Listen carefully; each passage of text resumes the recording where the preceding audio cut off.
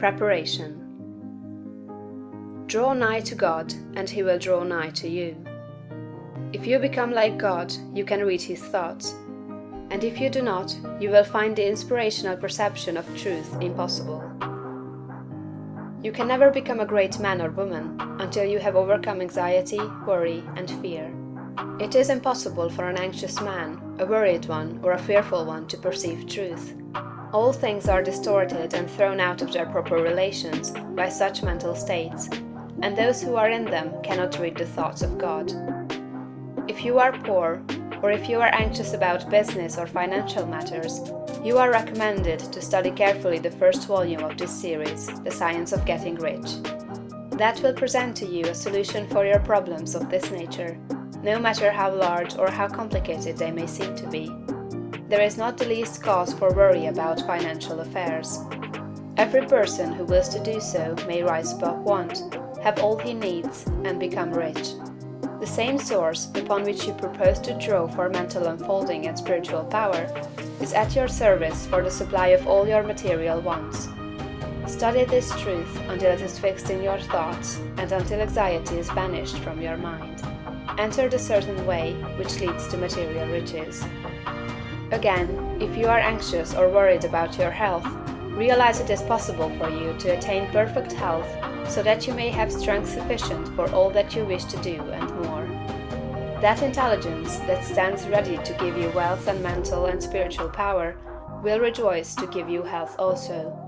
Perfect health is yours for the asking, if you will only obey the simple laws of life and live aright. Conquer ill health and cast out fear. But it is not enough to rise above financial and physical anxiety and worry. You must rise above moral evil-doing as well. Sound your inner consciousness now for the motives that actuate you and make sure they are right.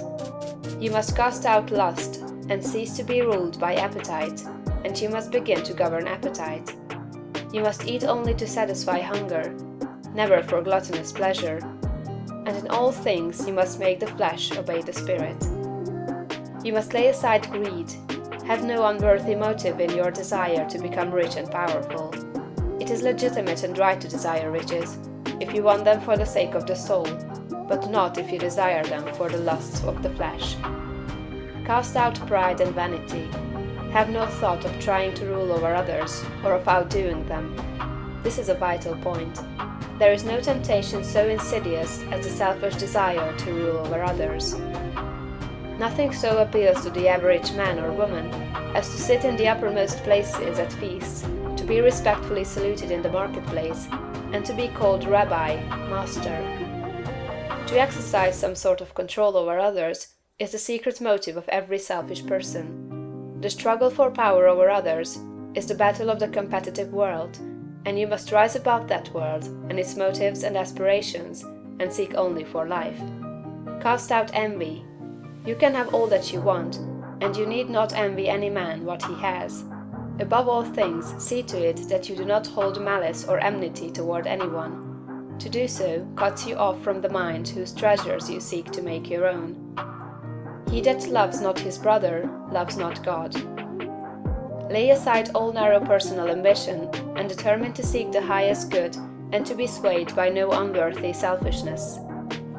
Go where all the foregoing, and set these moral temptations out of your heart one by one, determined to keep them out.